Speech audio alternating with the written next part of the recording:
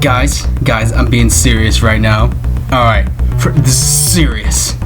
Very serious. Okay, this is my theory. Alright, not that long ago, first of all, Pt.3 released his game, Lovecraft, A New World. Lovecraft. Minecraft visual novel, my bad, I'm sorry. Alright, back to the topic. Then Pony.Dev, the creator of My Friend is a Creeper, the visual novel. And now, Ace, aka Chewy, decided to release Minecraft A New World Remaster. Added some new things with it to the story. Keep continuing. Don't you guys see? Don't you guys see? Don't you guys see it? There's a pattern. And literally, I actually commented on when Chewy released it. I literally pressed inhale. I yelled, and there's a pattern. Potato, pony, and now Chewy. I see you 3. Oh, I see you. I see you, what you're doing on your pattern. I don't know what you're plotting. I don't know what you're plotting, but I'ma figure it out. I can see the pattern, saying mix and match. Release, update, release. And the cycle continues on which one will go first. Keep an eye out, guys. Keep an eye out on those 3. But anyway, let's continue the story, shall we? What's up, gamers, gamies, and gameheads? My name is John, and welcome back to Minecraft A New World Remaster Edition. Last time, basically, we got knocked... Oh, wait, no, that was the other story. Basically, now we got knocked out. We met Herobrine once again, and we got introduced by Silva, Koopa, well again, Ender, and Zombie Yebby. So let us continue the story. It was all darkness, yeah. Right, transition, darkness, we already said that. Alright. Question mark? Oh, it's Ender. Okay, let's get this straight. So, you guys found a human. Oh wait, I don't have my block in there. I'm sorry, guys. Let me just change camera position. There you go. Yeah. You had him hiding him here for a week? Wait, what the fuck, a week? Yeah. You nursed him back to health? Yes. Yeah. And you want him to stay here. Did I miss anything at all? Well, no, that's about covers it. Well, you're handling this much better than I thought you would. See, told you she wouldn't freak out. The girls laughed nervously. Anders' expression changed from her carefree, happy self to a look of pure anger. Oh shoot. Of course I'm freaking the fuck out. Do you not understand what that's a risk here? Humans kill humans over literally anything. And you want to bring one of them here? Try and get along with us. Do you have any idea how that sounds? Okay, calm down, Ender. I can see you're mad. Mad? Ender looked around, noticing the scared expression on the girls' faces. She calmed down a bit, swearing. She took a deep breath and let go, sighing. Understand this human. Steve understands this if you make a wrong move. Which I probably will, considering I don't know what's happening. If you make the wrong move, you will be dealt with. Understand? He nodded quickly, saluting her. Yeah! Yes, ma'am! And relaxed fully, the other girls speaking up. I don't know why, but I really trust him. The other girls looked at Silva surprised. I mean, you're always saying that every group has their good and bad.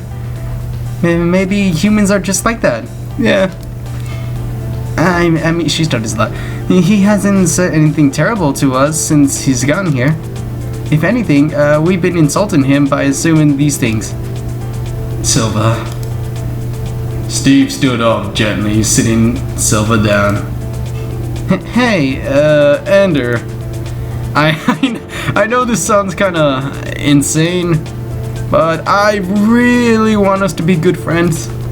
And I don't want ill to take to prove that I'm not a bad guy. But hey, it can't be that hard, can it? Ender instantly looked stunned. Silva, on the other hand, seemingly happy. Seemingly happy. Alright. Well, as long as you're up to the challenge, I'll be reading for you, Steve. Oh, Silva. Wow, it's been a damn while. Now you come back from the top. Well, not that much of the top, but you're getting there a little bit. Thanks, Silva. He could swear that Ender was blushing. Well, you could say right there. But he shrugged it off, watching as the girl walked off. Transition. Oh, wait, she left. Oh, Koopa. What the hell? Koopa's right in front of Silva. Koopa quickly stood once Ender had left. That could have gone much better. He laughed, nodding in agreement. Well, at least I'm not dead. You have a really nice way of looking things. Hey, why look at the downside when it all is to bring you down? Maybe too nice. Well, hey, it's about time for a change of mood around here. He nodded, looking over at Silva. Chewie, you might want to look at some glitches and Miss Belen again. Thanks for sticking up for me. I don't want to see anyone get hurt. That's new. He smiled happily. You forgot the other. I will do everything in my power to make sure nothing happens to you or your people. Transition. Oh. Yeah, this has to, yeah, Chewie! Steve placed the sword into his sheath, grabbing the diamond hatchet as well. He placed the wood into his bag, letting out a grunt as he lifted it on his back. This sent him out in a tedious job, but hey, every bit of helps, right? As he walked through the forest back towards the cabin, he heard a string snapping, and immediately a few animals scrambled through the forest. Steve looked back, wondering what they were running from. Oh, it's Casey! A girl from... Oh wait, I'm probably gonna change it. I'm sorry guys, let me change the camera. A girl from the bushes notching an arrow and letting them fly. Steve sidestepped the arrow, and the arrow penetrated straight through a rabbit. Oh, poor buddy, seatbelt up, pinning it to a tree. Gosh, the girl swore gently and staring at Steve. Could you be any more in a way? Well, that's a nice way to say, hey, sorry for nearly shooting you in the stomach. Oh, wait, he was shooting? The girl rolled her eyes, pulling the arrow from the animal. Maybe stay out of the way next time, and you won't nearly get shot in the... Steve spotted something in the distance and instantly tackled the girl to the ground. Oh, shoot. What? Four women. Well, there's Koopa and Ender, so there's that. There is that. And I don't get why he tackled to that. Maybe the evil mobs? Alright. Whatever. Four marched through the forest, the area around catching fire. As they did so, the woman in white, who seemed to be the leader, spoke up. What do you think they want to meet about? The girl in the gray spoke, next holding the sword tightly in her hand. Regardless of what it is, what does it have to do with us? The small one seemed especially happy looking around. Look at all this. A change of scenery isn't nice every now and then. Much better than seeing red and orange everywhere I look. Isn't it that right, Blaze It? The girl who had hair burned as bright as yellow spoke. I enjoy it, but it isn't a bit cold, Yuna. The small girl nodded in agreement. The one in the white speaking up. Maybe that's because you barely wear any clothes at all. Ah, that's true. Well, that's because some of us don't work inside the castle, Queen Anna. Queen? Steve closed his eyes, his head pounding. The one in the gray whistled and whistled, noticing the rabbit with the arrow in its chest. Looks fresh too. Think they're all still in the area? Steve glanced over the girl laying beside him. The hunter gritted her teeth, looking like she was ready to snap. Steve shook his head, placing a hand on hers. Come on, keep calm. If you start to do whatever you think to take on those other two of them, blah. The girl looked over, surprised. Two? She nodded, removing his sword from its sheath. The girl looked stunned, ready in an arrow. Oh, they're gonna fight, aren't they? Blaze smiled. Oh, no. What the hell? Okay, I don't know. Koopa and Silver are still there. There's a fight. The girl instantly split up, Blaze beginning to float up in the air. Oh, what the hell? We get a fight scene now. Oh. Steve's eyes started from side to side, his eyes locking with Sasha.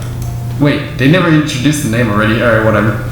I didn't expect to be fighting today. Without letting him speak, she appeared in front of him, her sword connecting with his. Instantly, the blade began darkening for a moment. Steve jumped back, swearing, "What the hell?" Honestly, if that's all you can do, this is gonna be too easy. You never seen a wither effect before? Wither? The girl laughed at him, lifting the heavy steel sword onto her shoulder. This can only go one of two ways, and neither of them are in your favor. So I just suggest you run, and you might actually live. She rushed at him again. Steve barely able to counter her attacks. Steve backed off a bit, glancing over the hunter he had met not so long ago. Steve was dodging around trees, fireballs after fireballs getting shot at her. She ducked down behind a fallen tree, readying an arrow. As she shot a volley of arrows at Blaze, her evil smile growing wider. How cute. She thinks these things will hurt. Newsflash. She appeared in front of Casey, a bright fireball forming in her hand. Oh shit. It doesn't, bitch. That's right. She lets out a yell, calling for the hunter to get back, but it was too late. Oh shit. In an instant, Casey was blown through the forest by the impact of a fireball itself. Blaze floated above the unconscious hunter, a look of disgust on their face. Honestly, to challenge me to a fight, not even a land on attack. Blaze made another fireball in her hand. Looks like this is the end of Miss Hunter. Thinking quickly, Steve dove into the side of Blaze, knocking her to the ground. That fireball quickly going out. This is a bad idea though, because this made her even more angry. Steve stood weakly holding his blade in his hands. The wither effect had begun spreading the grip of his blade, and he could feel himself getting weaker as he fought. But even so, he couldn't just watch someone get killed like that. Could that be? You trash. How dare you place your hands on me? Her powers grew greater, her fiery hair burning brighter as a fireball built in her hand. As mean as a panic, Steve stuck his hand and trying to catch it. Instantly, the heat hit him. Then the power of the blast began pushing him back. Oh my god! But unlike the hunter, he was almost able to take it. He fought like hell. The ball of fire slowly changed the color of it as he did so. Hey! How about you take this? And shove it! Yep, really? That's a nice way to phrase it, dude. He yelled, putting all of his power into his arm. the new bright blue fireball shooting back at Blazeit. Instead of panicking like he knew he would have, the girl simply flew to the side, dodging the attack. Whoa! Steve pushed himself to stay standing. If you want to kill her, you have to kill me first. Freaking cheesy lines. Oh gosh. The threat was just talk, which was obvious. There's no way in hell he could take that, especially if she's going to hit him with another one of those. But this seemed to pique the interest of their leader, who spoke up finally. Sasha, Blazeit, let's leave him alive this time.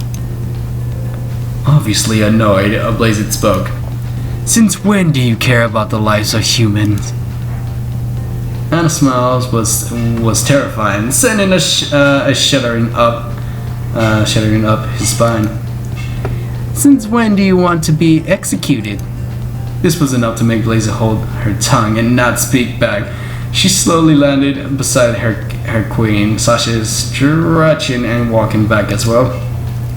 Nicely done for a human.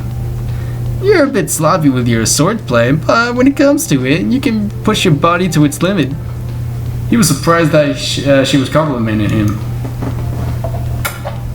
She stretched, laughing as she walked back to her group. Anna spoke up, grinning happily. Sorry. That was quite a fight you put up. It's about time the humans had a decent champion. Champion? Anna ignored his question, monitoring for the girls to follow her. Farewell. Perhaps next time our paths will cross, we won't be on bad terms. And one by one, each of the girls disappeared from view. Oh, well, finally, that thing got gone. Alright, Steve stood there shocked and looked of what the fuck on his face. He glanced over a still unconscious Hunter. He looked down to his own, now tattered clothes and sighed. Gonna have to make a new shirt, aren't I? He laughed gently, helping the Hunter stand. Yo, you okay? Dots. Are you alive? She let out a weak whimper. But that's better than staying pure quiet, isn't it? Don't worry, I'll get you somewhere safe. They're gone. I think she's trying to sigh. Thank you! Like for realsies. No, okay, I'm just serious. Right. Shh, it's okay. Save your energy. He wasn't the one to talk. He used almost all of his energy in the last attack. He fought through the pain and began making his way toward the cabin, helping the Hunter along as he went. Dots. Transition. Next scene. Hey, Yuna.